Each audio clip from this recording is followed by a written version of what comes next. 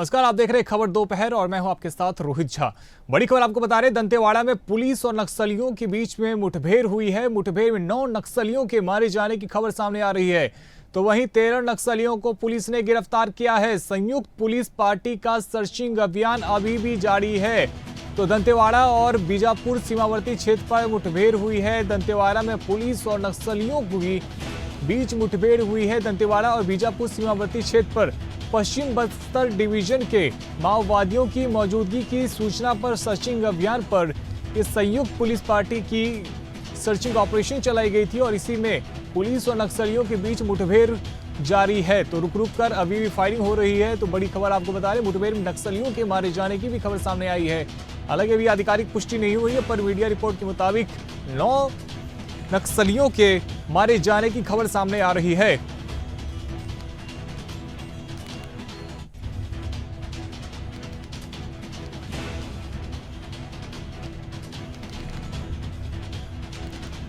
ज्यादा जानकारी के लिए हमारे साथ हेमंत शर्मा जुड़ चुके हैं। हेमंत, दंतेवाड़ा में बड़ा मुठभेड़ सामने आया है और अब तक 9 नक्सलियों के मारे जाने की खबर है।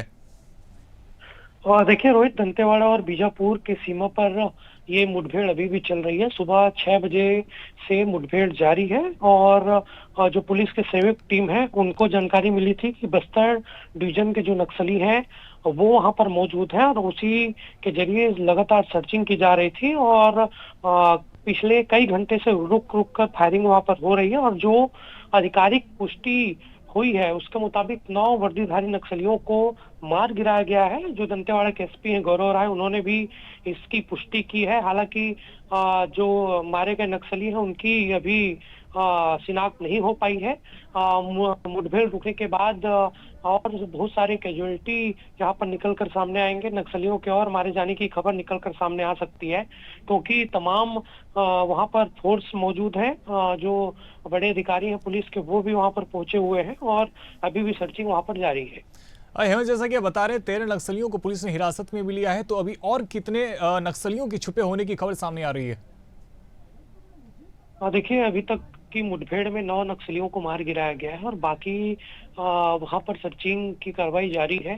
जो संयुक्त पुलिस टीम रवाना हुई थी सर्चिंग के लिए वो वहां पर मौजूद है। हालांकि ये कहा जा रहा है कि 12-13 नक्सलियों को मार गिराया गया, लेकिन अभी फिलहाल 9 नक्सलियों का शव वहां पर मिला है और भारी मात्रा में जो SLR बंदूक है वो भी बरामद किया गया है। हेमंत, आप हमारे साथ बने रहिएगा। आप दर्शकों को एक बयान सुना देते हैं इस मुठभेड़ से जुड़ी हुई। हमें सूचना मिली थी कि पश्चिम बस्तर डिवीजन और दरबा डिवीजन के कुछ नक्सली कंपनी नंबर 2 जो गंगादूर एरिया कमेटी बीजापुर में सक्रिय है, लगभग 35 से 40 के आसपास के नक्सली की संख्या की उपस्थिति की सूचना मिली थी।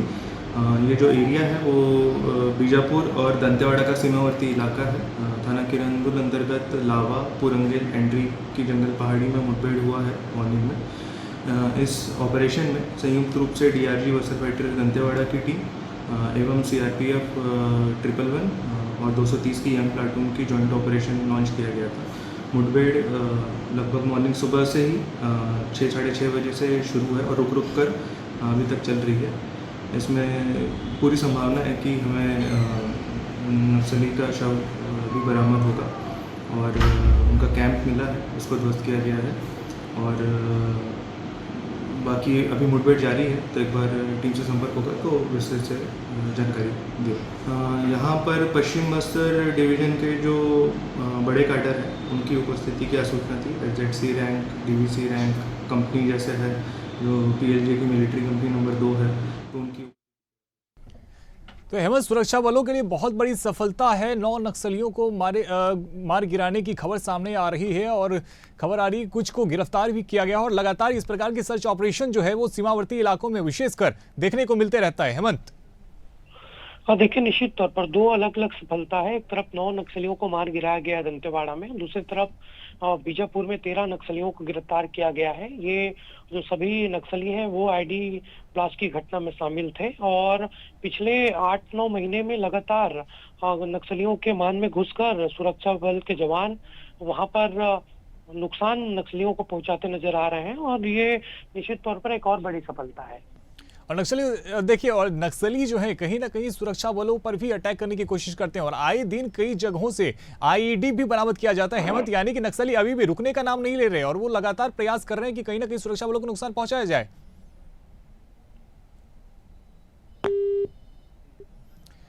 ठीक है, तो हेमंत आपका शुक्रिया हमारे साथ में जुड़ने के लिए।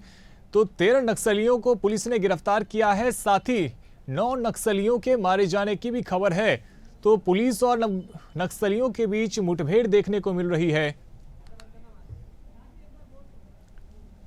संयुक्त पुलिस पार्टी का सर्चिंग अभियान अभी भी जारी है।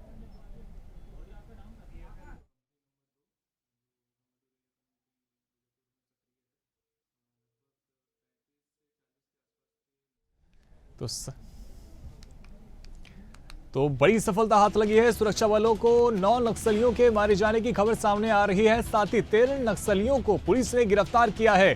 तो संयुक्त पुलिस पार्टी का सर्चिंग अभियान जारी है। दंतेवाड़ा और बीजापुर सीमावर्ती क्षेत्र पर मुठभेड़ की खबर सामने आई है, जिसमें 9 नक्सलियों को मार गिराया है।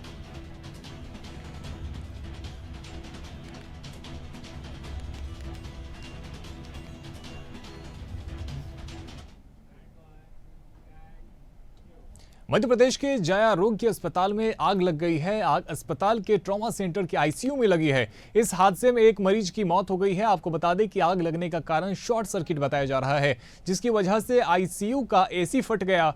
यहां 10 मरीज भर्ती थे, इनमें से एक मरीज की मौके पर ही मौत हो गई। आग लगने से ट्रॉमा सेंटर में अफरा तफरी मच गई।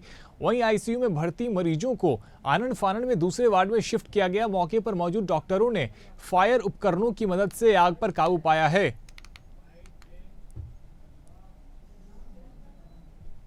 कोविड के टाइम में भी आप ही ने एक चीज़ देखी थी जो सुपर स्पेशलिटी के एक आईसीयू में लगा था। उसी तरह से जैसे सभी मरीजों को सुरक्षित निकाल लिया था, आज भी एक जो आईसीयू की छत में जो एसी लगा रहता है, कैसेट एसी है, तो वो उसमें कुछ आग की घटना हुई। और सुबह ही मैं मॉर्निंग वॉक पे था, तो मुझे जैसे ही खबर मिली तब तक हमारे जो वहाँ चिकित्सक, पैरामेडिकल स्टाफ, गार्ड वगैरह जो भी थे, उनने तत्काल सभी मरीजों को उसमें से वेंटिलेटर सहित बाहर निकाल लिया और आग पे तत्काल काबू पाया गया। वहाँ जो हमारे जो फायर एक्सटिंग्विशर्स लगे हुए हैं, उनसे आग बुझा दी। तो कोई जनहानि नहीं हुई है, ये एक अच्छी बात है। तो देखिए किस प्रकार से आपको बता रहे हैं, मध्य प्रदेश के जया आरोग्य अस्पताल में आग लग गई है। आग अस्पताल के ट्रॉमा सेंटर के आईसीयू में लगी है। इस हादसे में एक मरीज के मौत होने की भी खबर सामने आई है। ज्यादा जानकारी के लिए हमारे साथ संवाददाता शहनवाज खान जुड़ चुके हैं। शहनवाज, अस्पताल के ट्रॉमा सेंटर में आग लगी है और जो कारण है वो शॉर्ट सर्किट बताया जा रहा है, क्या कुछ खबर है अभी? जी बिल्कुल, जो ग्वालियर का का सबसे बड़ा जयारोग चिकित्सालय समूह है, जिसका ट्रॉमा सेंटर में एक एसी लगा हुआ था, छत का जो एसी था वो अचानक से फट गया और उसको फटने से अचानक से अफरा तफरी मच गई, आग लग गई। और जहां पहले से ही एक वेंटिलेटर पर भर्ती एक गंभीर मरीज की मौत भी हो गई, जिससे माहौल जो है वो दहशत का है। और दुर्घटना के बाद जो अधिष्ठाता हैं डॉक्टर आरके धाकड़, उन्होंने बताया कि अस्पताल की नई बिल्डिंग में तो अत्याधुनिक फायर सिस्टम मौजूद हैं, लेकिन जिस ट्रॉमा सेंटर में ये दुर्घटना हुई है वो पुरानी बिल्डिंग का हिस्सा है। तो यहाँ जो फायर सेफ्टी व्यवस्था है वो पुरानी है और अस्पताल स्टाफ ने उसका इस्तेमाल भी किया। यही वजह है कि आग को फैलने से तो रोक लिया गया।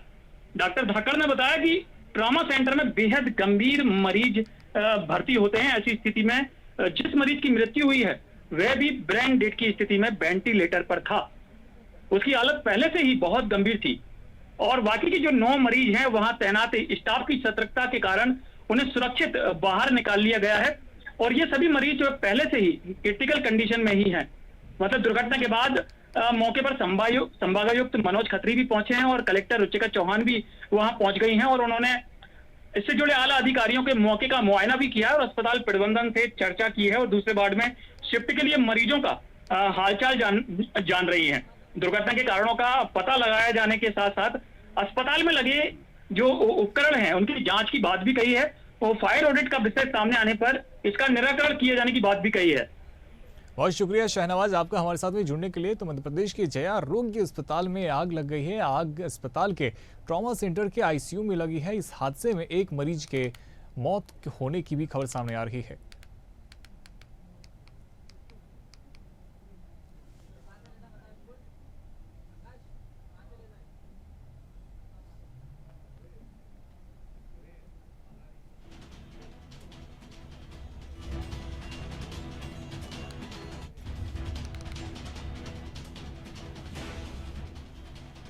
तो देखिए किस प्रकार से मध्य प्रदेश के जया आरोग्य अस्पताल में आग लग गई है। आग अस्पताल के ट्रॉमा सेंटर के आईसीयू में लगी है और बताया जा रहा है कि इस हादसे में एक मरीज की मौत हो गई है। वहीं जो कारण अब तक सामने निकल के आया है वो शॉर्ट सर्किट बताया जा रहा है कि शॉर्ट सर्किट की वजह से इस प्रकार की घटना सामने आई है।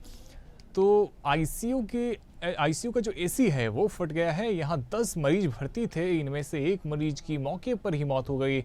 आग लगने से ट्रॉमा सेंटर में अफरा तफरी मच गई है। वहीं आईसीयू में भर्ती मरीजों को आनंद फानंद में दूसरे वार्ड में शिफ्ट किया गया है। मौके पर मौजूद डॉक्टरों ने फायर उपकरणों की मदद से आग पर काबू पाया है।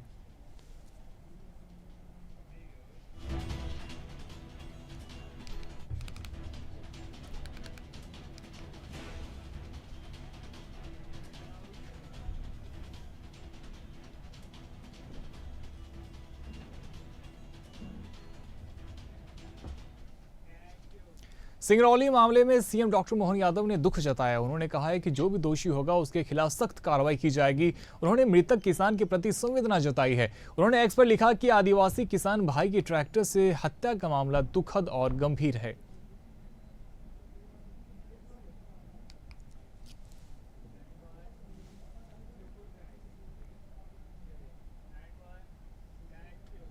श्योपुर नगर पालिका में बैठक में जमकर हंगामा हुआ है। सत्ता पक्ष के पार्षद भी नाराज दिखे हैं। सत्ता पक्ष के पार्षद नगर पालिका के सीएमओ और नगर पालिका के अधिकारियों से भीख मांगते नजर आए। नगर पालिका में अपने मुद्दों की वो भीख मांगते दिखे।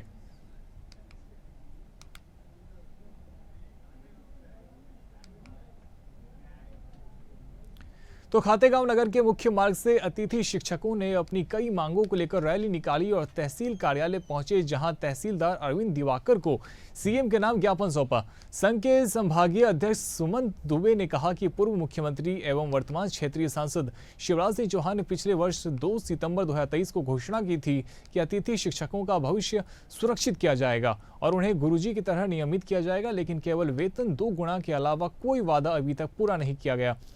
इसलिए अतिथि शिक्षकों ने 2 सितंबर को की गई घोषणा को याद दिलाने के लिए रैली निकालकर हमारी मांगों का निराकरण करने की मांग की है।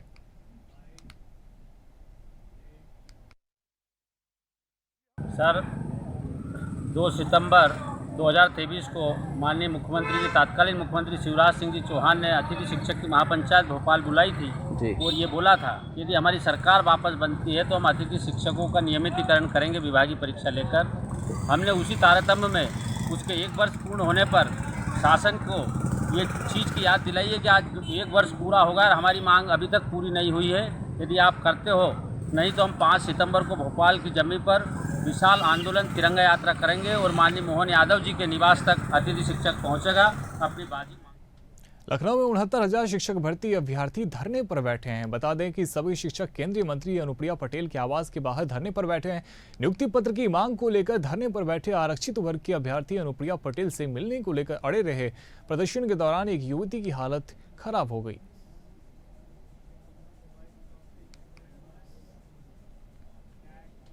लखनऊ में एक मोबाइल की दुकान पर शॉर्ट सर्किट से आग लग गई। बता दें कि शॉर्ट सर्किट की वजह से बंद दुकान में आग लगी, जिसके बाद मौके पर मौजूद लोगों ने पुलिस को और दमकल को सूचना दी, जिसके बाद मौके पर पहुंची दमकल की 3 गाड़ियों ने आग बुझाने का प्रयास किया।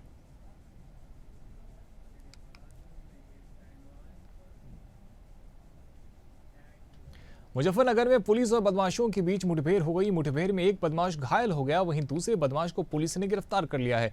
पुलिस ने बताया कि दोनों बदमाश चोरी की गाड़ी लेकर फरार होने वाले थे। बदमाशों ने एक ट्रक से 80 चीनी के कट्टे चोरी कर लिए थे, जिसके बाद पुलिस ने मामला दर्ज किया था। मुखबिर की सूचना पर पुलिस ने खतौली तिराहे पर चेकिंग अभियान चलाया, जहां पुलिस को देख बदमाश जंगल की तरफ भागने लगे, जिसके बाद पुलिस ने आयशर कंटेनर में सवार बदमाशों को पीछा किया।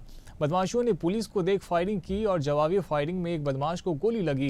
वहीं पुलिस ने मौके से एक बदमाश को गिरफ्तार कर लिया है। बुढ़ाना पुलिस ने मौके से 2 तमंचा, जिंदा कारतूस, 20 चीनी के कट्टे और आयशर कंटेनर बरामद किया है।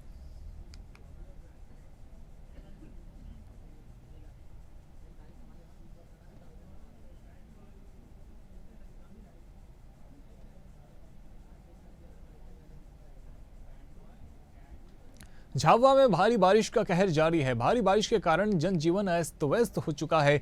तेज बारिश के चलते बटलिया समनेरिया का एक पूरा मकान जलमग्न हो गया। मकान में रखा पूरा सामान बर्बाद हो गया। अभी तक किसी भी अधिकारी ने कोई भी सूद नहीं ली है। वहीं परिजनों ने प्रशासन से गुहार लगाई है।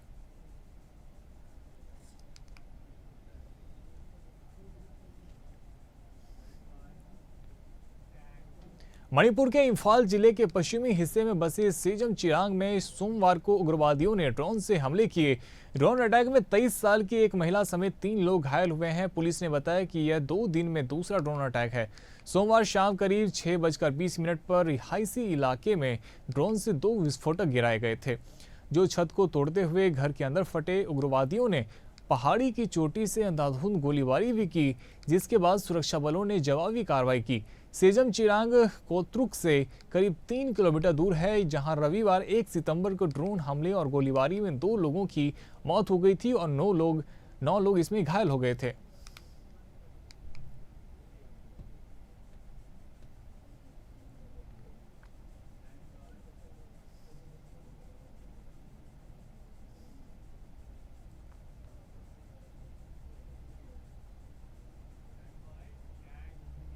भोपाल में शिक्षक दिवस को मध्य प्रदेश के 14 शिक्षकों को राज्य स्तरीय शिक्षक सम्मान से सम्मानित किया जाएगा। इसके तहत 8 प्राथमिक माध्यमिक और 6 उच्चतर माध्यमिक श्रेणी के शिक्षकों का चयन किया गया है। कार्यक्रम का आयोजन प्रशासन अकादमी में होगा। सम्मानित होने वाले शिक्षकों में राजधानी के सुभाष एक्सीलेंस स्कूल के राजेंद्र जसूजा भी शामिल हैं। समारोह में प्राथमिक और माध्यमिक श्रेणी से 8 शिक्षकों का चयन किया गया है। इनके अलावा उच्चतर माध्यमिक श्रेणी से 6 शिक्षकों में इंदौर के जगदीश सोलंकी, छिंदवाड़ा की अमिता शर्मा, मंदसौर से कीर्ति सक्सेना, भोपाल से राजेंद्र जसूजा शामिल हैं।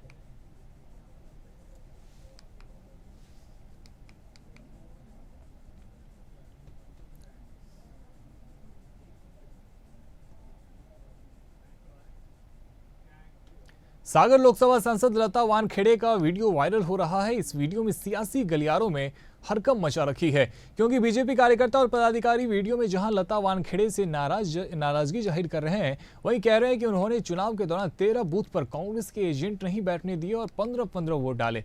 वीडियो के वायरल होते ही सांसद लता वानखेड़े पर फर्जी तरीके से चुनाव जीतने का आरोप लगने लगे हैं।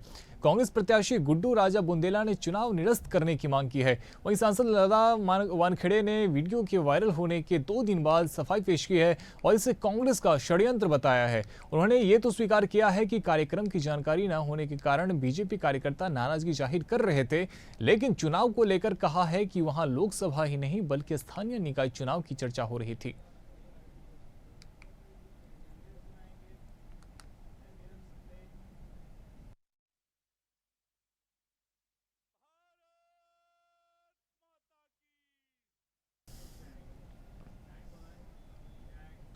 बुरहानपुर जिले के रिहायशी इलाके में स्थित पवन मोबाइल शॉप में अज्ञात कारणों से आग लग गई। बताया जा रहा है कि दुकानदार जब दुकान खोलने ही पहुंचा था तभी धुआं उठता दिखा। नगर निगम फायर फाइटर को सूचना देने पर तत्काल टीम मौके पर पहुंची और करीब 1 घंटे में आग पर काबू पाया गया। लेकिन इसी बीच मोबाइल शॉप में रखी मोबाइल की बैटरियां, चार्जर, केबल सब जल गए। दुकानदार विक्की सचदेव के अनुसार हाल ही में यहां शॉप खोली है। सुबह शॉप खोलने आया तो देखा कि आग लगी हुई है। दीपावली को देखते हुए करीब 25 से 30 लाख रुपए का माल भरा था। करीब 80% से ज्यादा नुकसान हो चुका है। मोबाइल शॉप से कुछ ही दूरी पर एक माचिस गोदाम है, साथ ही अन्य शोरूम, फैक्ट्री आदि भी है। अगर समय पर आग पर काबू नहीं पाया जाता तो और बड़ा हादसा हो सकता था। और ये इलेक्ट्रॉनिक की अभी चालू किया है काम, वो अभी नया माल आया था और सेल भी कुछ भी नहीं हुआ था।